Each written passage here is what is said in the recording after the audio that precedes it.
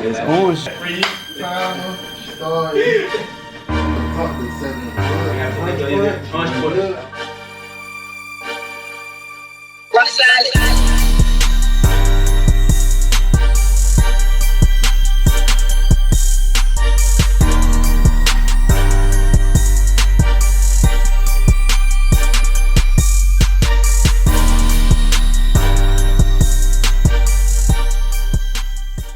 Hey, what's up, man? This is a special day. We got in the house, we got a special guest. This man, he started when he was like 19, he's just 21. You know, he got Airbnb going, you know, he got a transfer service going, he got Toro going. Man, it's just endless, man, to this man. What's amazing about it, man, he's only 21 now, but he's out 19, you know, so without saying much, you know, I'll go ahead and introduce our boy, you know, he got the stage. Tell us about you, man. What's going on with you, my boy?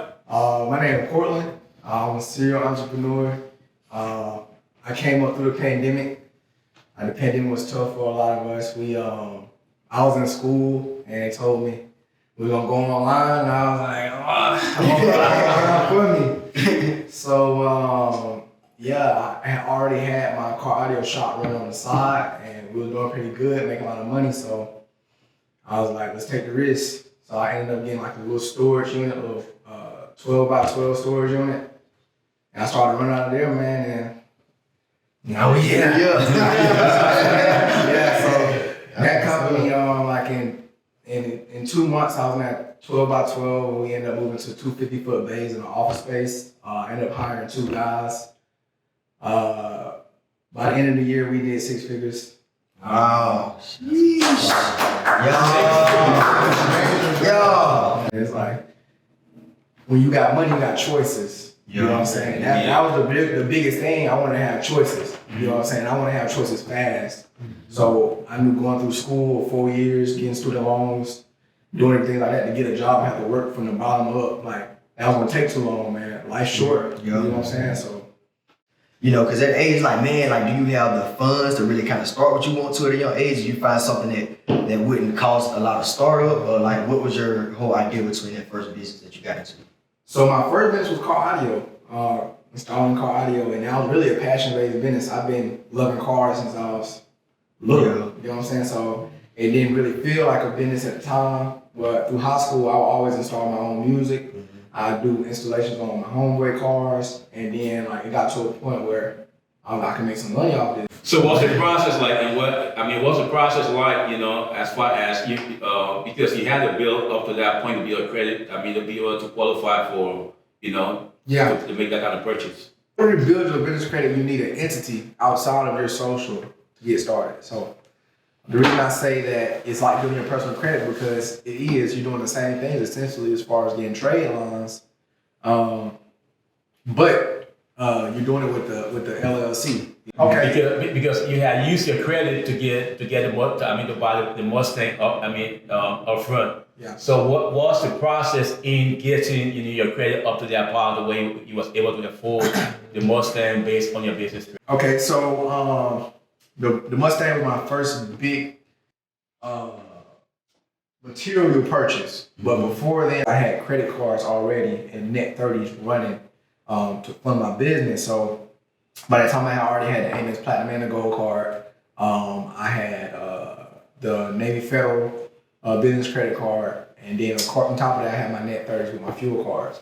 So I had already been positioned to look fundable and look credible on the back end to get that Mustang. Just like building personal credit, you go and apply. You know, sometimes they're gonna start you off with smaller lines, and once you build that relationship with them, you pay your money back. They start growing, your lines start growing.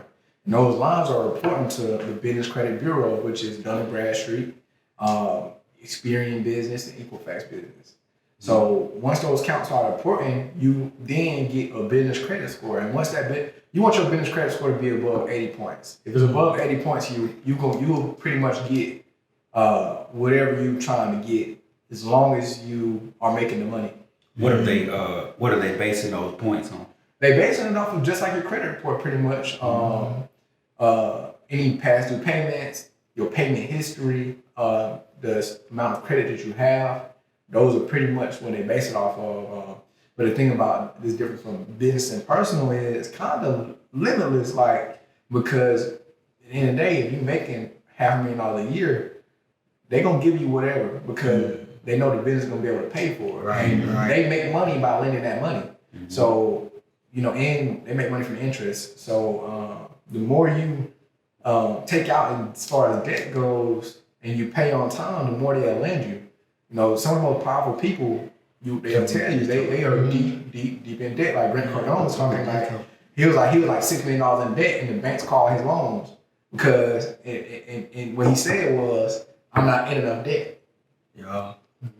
So when the next time came around, the banks was coming to him like, how can we help you?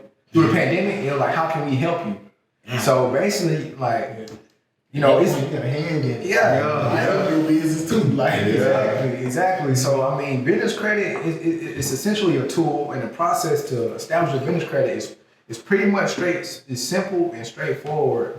And it's certain things that you need before you can establish a business credit though. Like it's either three things, one of three. You need one of these three things. You need good credit, your business has to be making money, or your business has to look credible and fundable. And the first one is kind of necessity, but you can get away with some things. Like with looking credible and fundable is like you have an LLC, you have a business address, you have a business email, you have a 1-800 number, your number's on a 411 listing.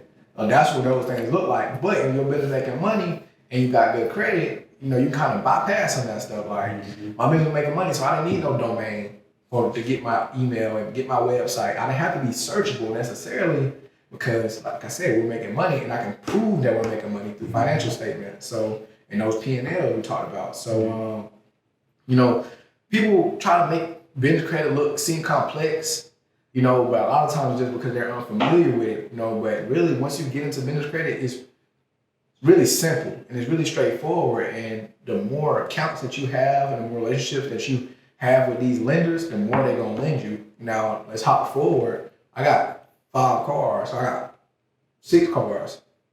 I got 5 or 6 cars. You know what I'm saying? And they are all with the same lender. You know what I'm saying? So I have over $250,000 in debt. In those cars, and my car notes are like, I pay like $3,700 a month, but best believe all those cars pay me double of what I owe on them or what I'm paying on them. So. Right.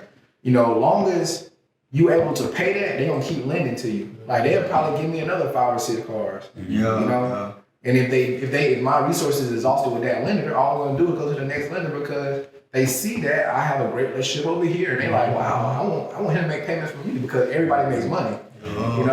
So are you saying, okay, I just started, my business, and I got a decent personal credit. I don't have a business credit. I don't even know how to get started business credit. I don't even know whether there's something called business credit. So the steps I have to take is what? Apply for a business credit card? What's the steps? So basically walk him through, okay, a first time business owner just got the LLC and they have their business account. What do they need to do next? What is this process to go to establishing that business credit? They already have the LLC and they already have the business account and the EIN number. I'm gonna give y'all some real game. Well, y'all pretty much already know, but I'm about to give the audience some real game. Like, so basically, if you start your business, you need to go ahead and structure your business right because you don't want to go back and have to do it again. Like restructure because you're gonna have to change the EIN address, you're gonna have to change the email. You just gotta do so many things because you always want your Secretary of State, your EIN, and your business account information to be in sync.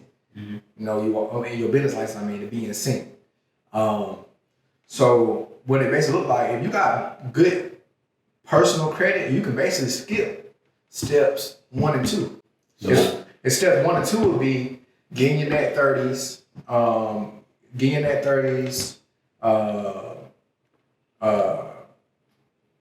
Trade lines. Yeah, but those are net 30s. So getting the net 30s, what else we do? You said apply. Now just apply. Yeah. So instead of getting it, like basically, what you want to do is, because your business credit is like your personal credit, right? So in order to establish personal credit, what you need to do, you need to get secure cards. You need to get trade lines, which are going to be smaller amounts if you're just going to do the EIN. And a lot of times they don't want you to personal guarantor, but you want to avoid that because there's so many lenders out here that are linked to just your EIN, but it'd be smaller limits. So like those small stepping stones, well, step one to build a business credit would be structuring your business properly, right? So you got your LLC properly. Well, before you do your LLC, you need to get your business address. That need to be a commercial brick and mortar location. You need to get a business phone number established. You need to get your website up. You need to get the 401 listing up, and then you're ready to do your LLC. And when you do your LLC, you want to make sure you don't have a high risk. Like some businesses are high risk, credit repair, high risk, transportation, high risk, trucking, high risk. So when you do your NAICS code, you wanted to make sure it's in a low risk or more general industry. You know what I'm saying? So like you don't want to, because the NAICS code basically just says what industry you're in, your industry type. And some lenders, if they see that you in this industry, they won't even look at nothing else. They won't lend you no money. So that's step one, business structure. All right, once you got that established, then you go to your net 30s. Let me cut you off 1 second. So when you say brick and mortar, you did say get your business address. It has to be brick and mortar, which means what that means. So that means brick and mortar. I cannot use my residence as an address. You can't. Okay, so you can, but don't want to, because if you come to me and say, "Let me get $50,000," I don't know you. I look up your business on the Secretary of State website, and it says 411 Lane Street, and I look up the address, and it's a house. Why would I lend to a business that operates out of their house? Because their house is not profitable enough to be inside of a brick and mortar location. So I think like lenders are not robots.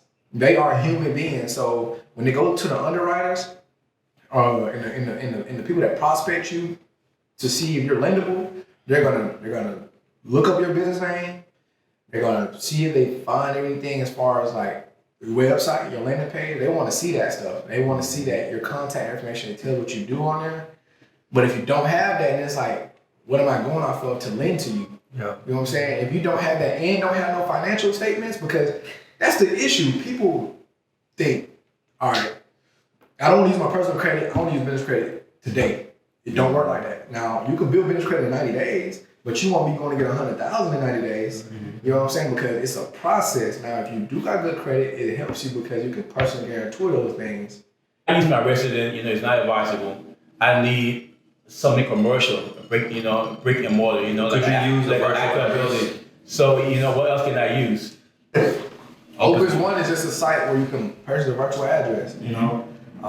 They got sites where you can purchase a virtual phone, well, not a virtual phone number, but you can purchase a 1-800 number. I use Grasshopper. They've been doing pretty good with me, but it don't matter which one you use. There's plenty of options to choose from. You just gotta type in business phone number, business email, business address, and you have plenty of options that pop up. But the most important thing is making sure it's not a PO box, because it says when you do when you do your LLC, it says can't be a PO box. And when you apply for certain business credit things, it can't be a PO box. But being that you got a virtual address, some of those addresses aren't mailable. But what you can do is when you go to apply, you can put this in my primary address, but you can put your mailing address as your home, and there's no issue with that. So basically, once you Google that address, you need to make sure it's a commercial space, it's brick and mortar, and then you move forward. So you had mentioned the phone number. So to build a business credit, you need to have an actual business number. Like I couldn't give them my cell phone number. No, it needs to be 1-800. Yeah, because sometimes they might call you. They'll be like, you don't want to be like hello, and they're gonna be like, is this Dre's home? What's up? No, you be like, this is Courtland Transport. How can I help you? And then they're like, okay, well, they'll probably say whatever, but they will call you. I've gotten dials where my business is searchable, and they'll be like, I can't find your website. And then I go to the reconsideration team and be like, well, here's the link to my website. And they'll come back and be like, okay, you're approved. Okay. So it's like small things like that. It's so important. We need brick and mortar, we need phone number, we need a website. Yeah, and you need with your website come your own domain, and you also need the address to follow up with that. You know, and any documents that they request, you also need to have your logo, your phone number, your address on there because it just shows that you're credible. You need to look like and you're fundable. You gotta look like it. Yeah. You know, you can't ask for money if you don't look like money. You know what I'm saying? Like I can't come in itching, disorganized. Like they're not gonna give it to you.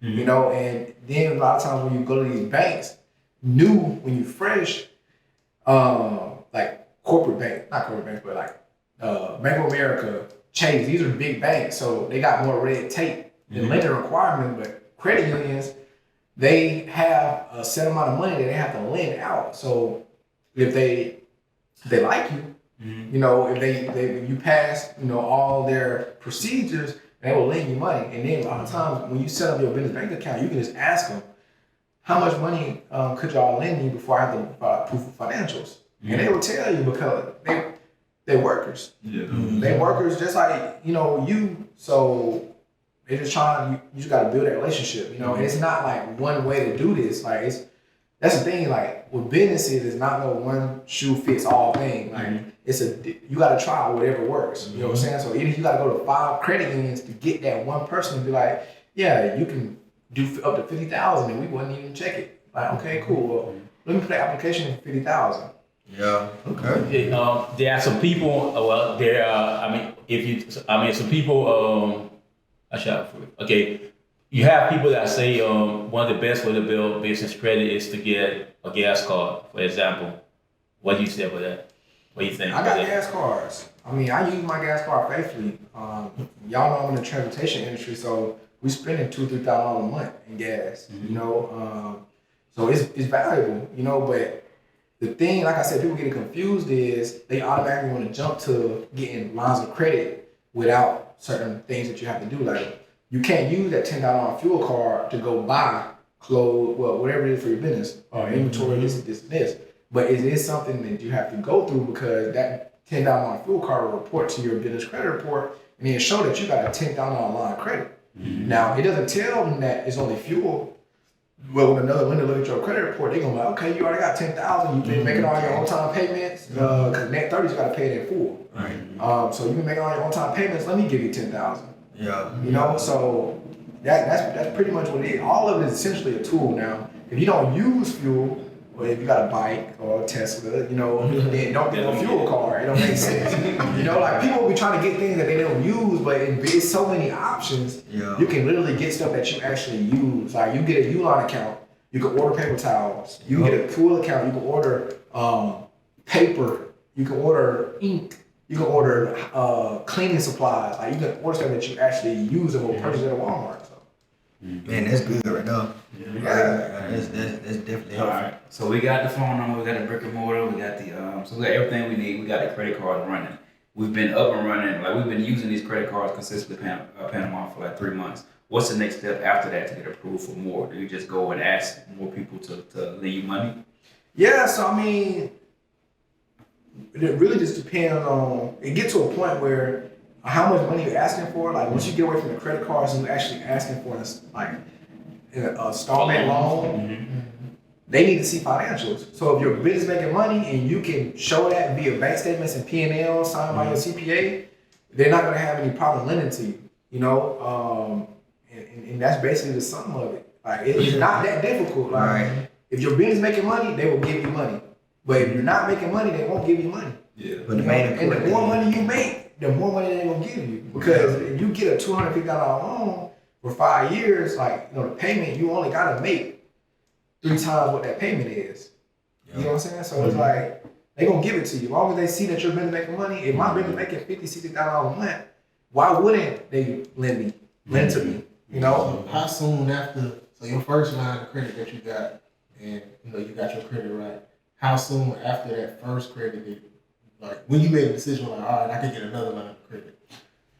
Well, really, it wasn't like no thing where I was like, all right, now I got this card, now let me see if I can get this card. It was kind of like I was just doing it. Because that's what doers do, they do. You know what I'm saying? So like, I'm just applying. Like I know I'm making money. And another thing, I actually did get a $15,000 installment loan with my business by providing financial statements in 2020 when I started up. Mm-hmm. You know, it was kind of an aggressive loan. I had to pay back like $1,200 a month, like every week. Not every week, but like split up by 4 payments. You know, it was an aggressive loan, but I was making the money, so I was able to cover the costs. But yeah, so it wasn't like no structured thing. Like I was just really just learning because like I didn't really have, all this was uncharted territory. Mm-hmm. So the best way to go through uncharted territory is just to try everything and just find out what works and then just, you know, focus in on that, you know? Mm-hmm. So I probably had like 4 or 5 trade lines within a month's time when I got that first one. Mm-hmm. You know, and I actually started out with a Wells Fargo secured card. That was my first card because I didn't know about net 30s.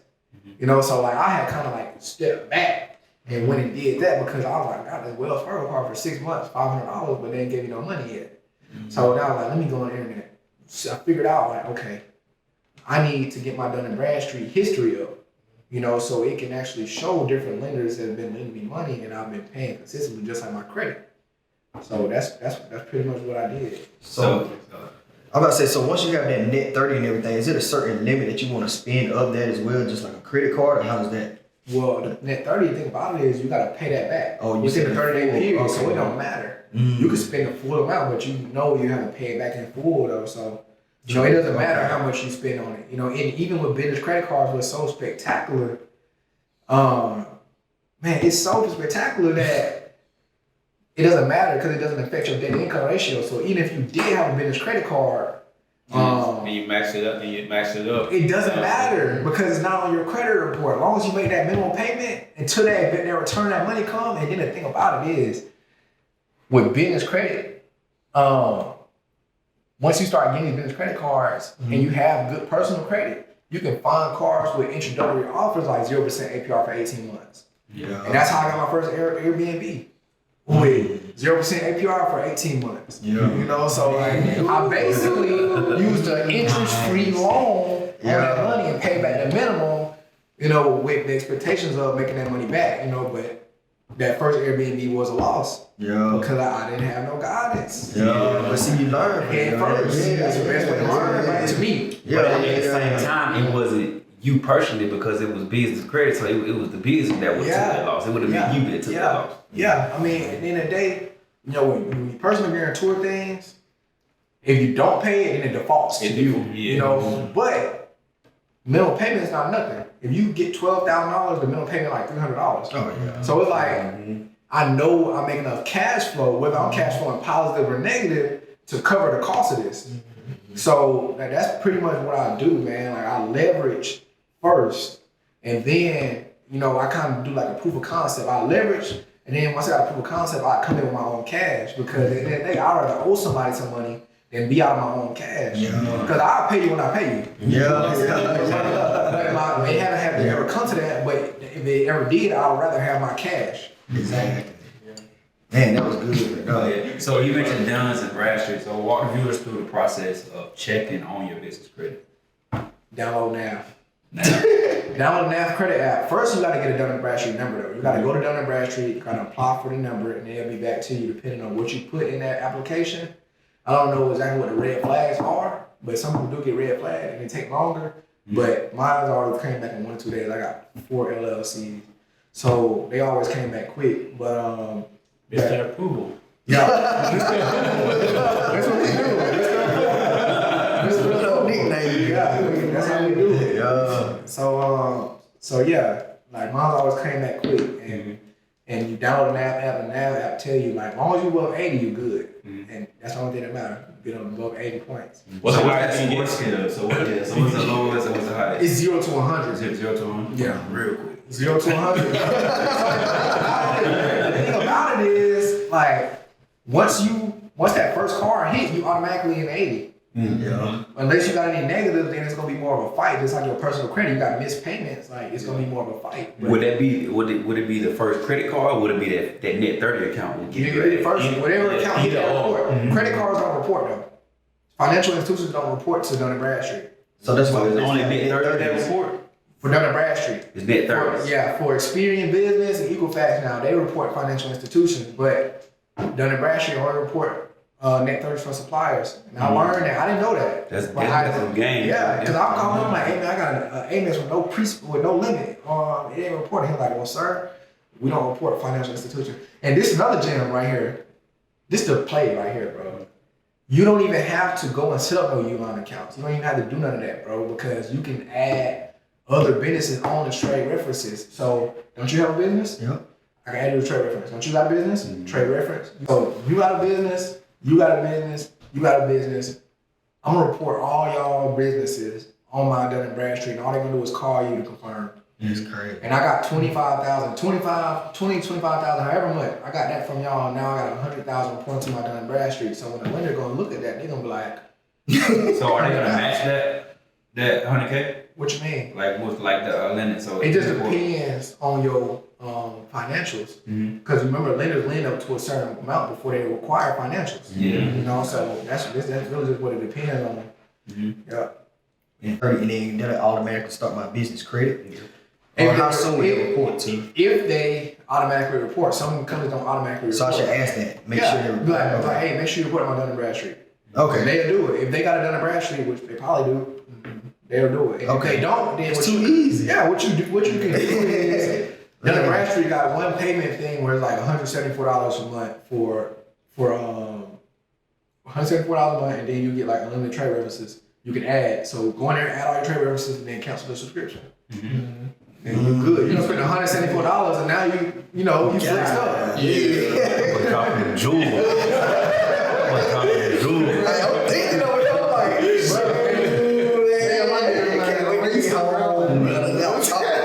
And the good thing about a credit card is you build that relationship with that lender. So they're gonna keep giving you money as you keep that like they want to see you max it out and pay it off because it's business. You know what I'm saying? So business, we all know businesses, high cash is expensive. To operate a business, you gotta pay everybody first. You gotta. I know I got a lot of accounts on net 30, so man, like I got like 15,000 every penny, bro. Like and I'm still paying my guys. It's like, bro, like but in the day, we know that as long as we have money here, that we always gonna be able to make the payments, and they know that. They know because we in a capitalist country. America's built off private oil. It's built off private companies.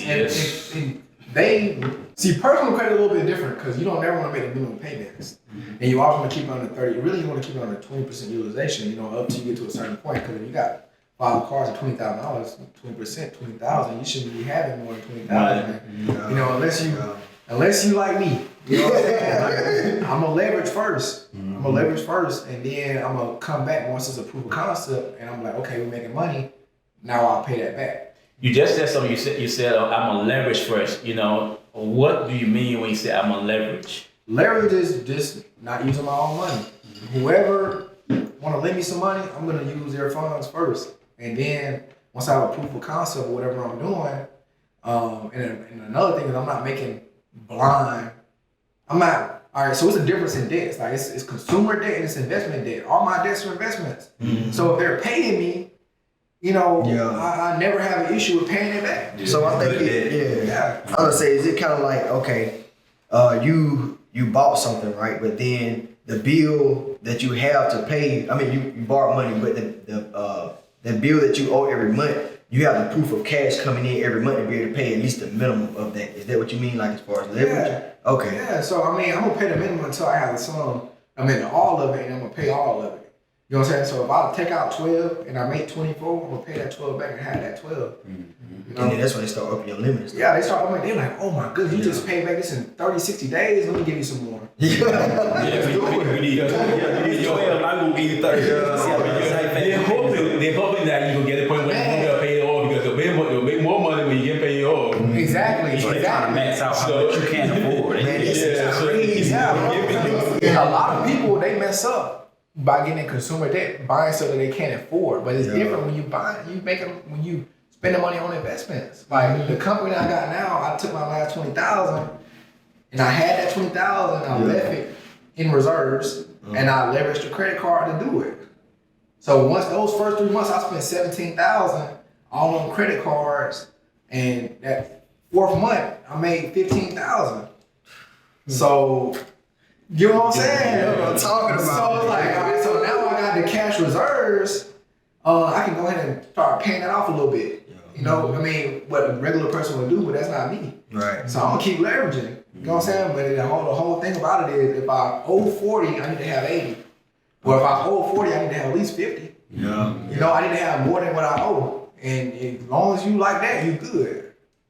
So you a lot of people throw out the term like over leveraging. Like, do you believe in being over leveraged? Yeah. Or how do you balance it out? I mean, man, sometimes being an entrepreneur, I feel like the worst thing that can happen to me is I go bankrupt. Mm-hmm.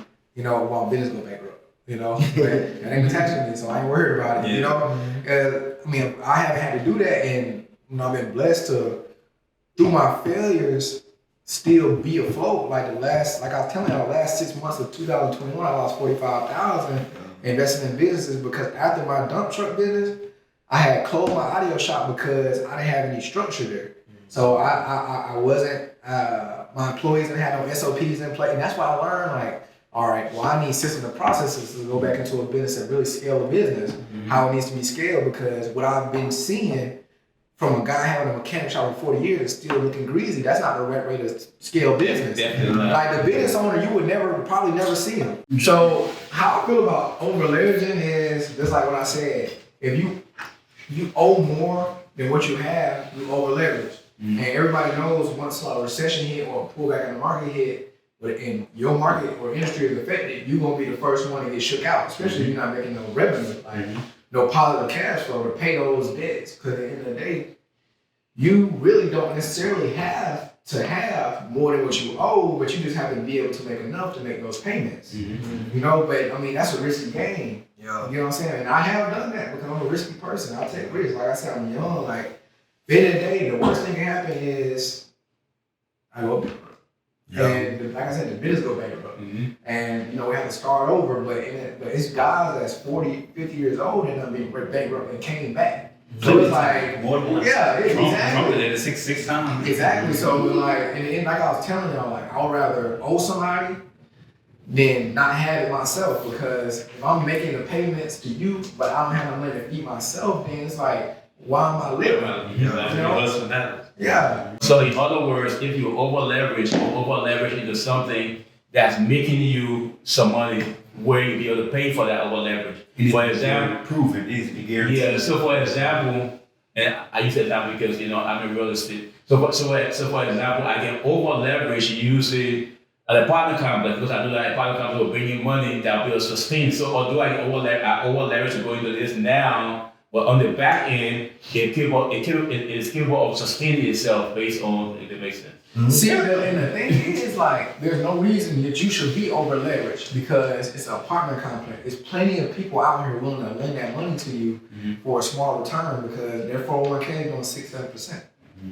You know what I'm saying? Like, it's if you present somebody that, and that goes back to communication and sales, which is something I had to develop. If I can convey something to somebody and they pick up what I'm putting down and they like, okay, or I would like to throw some money into this, then okay, now I got another source of income, another source of funding. So I don't have to go into something solely by myself, which is what I'm doing now. But I know in order to get to the next level with this company, this is more of a proof of concept. But in order to get to the next level with my company, I'm gonna have to look for investors. It's funny you just said that because it's something that we discussed in our very first, in our previous topic, you know, some time ago when we were talking about, you know, how the group formed. You know, we're talking about, you know, how we got to sell the idea and for the idea to be an actual picture.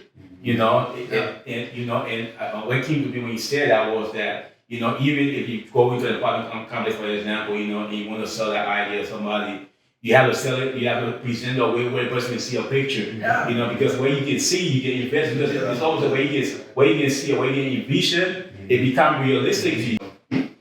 And the thing is, man, like, why try to have a whole pie when you have a slice of a big pie? So, and that's the issue, you know, that a lot of people around me, I'm sure around y'all, they try to have it all and try to make it look like they doing good, but really they upside down or they over leveraged. When really they can just be transparent and be like, hey, look, it's a good idea. Because at the end of the day, everybody doesn't have that vision. Mhm. Everybody isn't blessed with creativity. You know, even though God we made him in the likeness of God, and you know, he's a creator, so we're creators. You know what I'm saying? So everybody doesn't have that though, which is learnable. It's something that's learnable because at one point in time where I didn't have that vision of, you know, how something worked and like break it down and just different things like that. But we can, what I'm saying is people will invest their money just because they see that it's a good concept idea. And that's why I tell people, like, you really don't even need no money to create a business or start a business. Mm-hmm.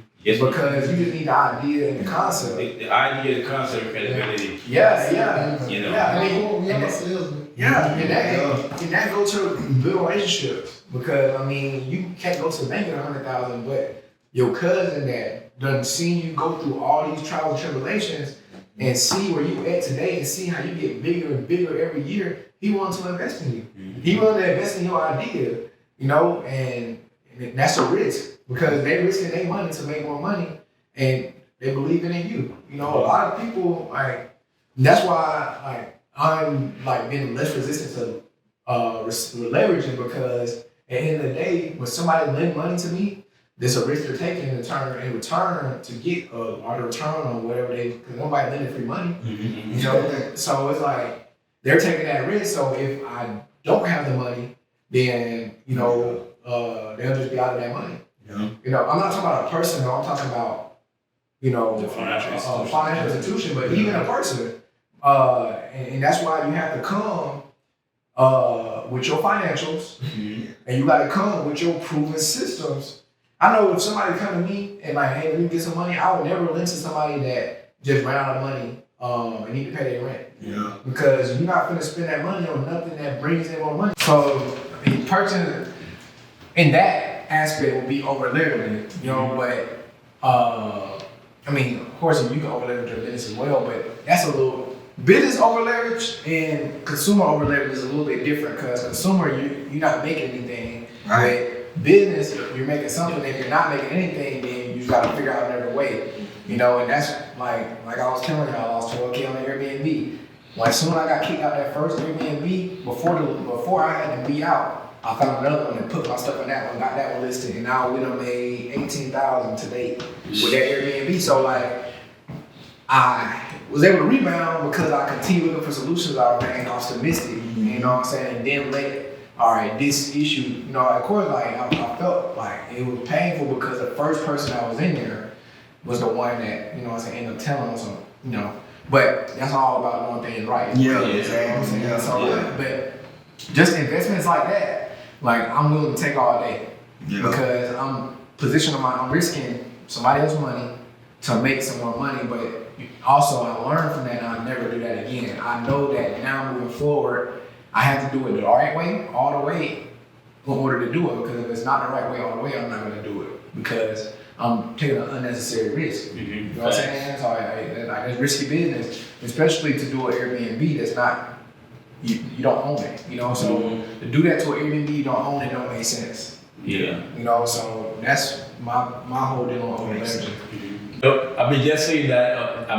Before we wrap this up. But just saying that, what it brought to my mind was something we listened to yesterday. I don't know if you remember or not. But it was about, you know, how everything is like the recession, you know, Clyde just loaning, you know, around everybody, you know, and we're listening to this one economist, and he was saying everybody is worried about, about us going to recession, and whereas all you need to be concerned about is whether your investment is making a return.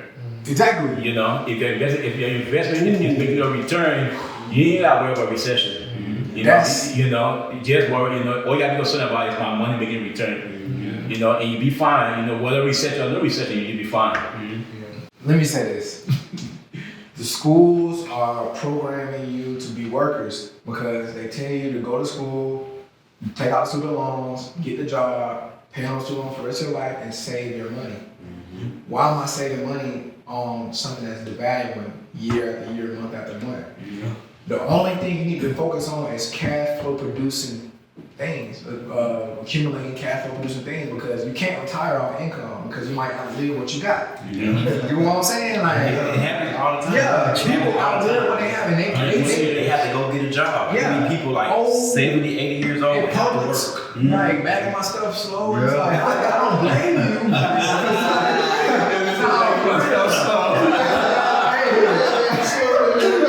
Hey, talk about. You better look into that counter. You better get right now, or you gonna be 70 to 80 years old bagging my son and stuff, and he gonna be telling you move too slow. Yeah, well, and that's not even to be that person, but you know, because they didn't know.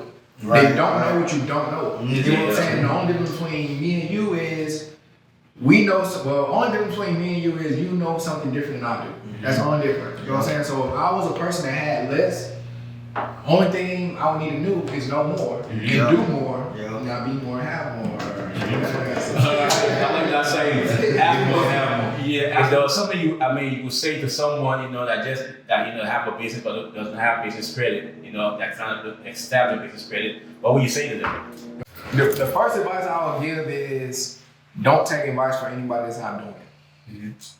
Because a lot of people are talkers, and a lot less people are doers. So you only take advice from the doers. And my second piece of advice would be focus on producing revenue in your business and not necessarily business credit, because it's a tool to help you grow, and it's not a tool to get you out of whatever you're in. You know. So my third thing would be if your credit bad, fix it.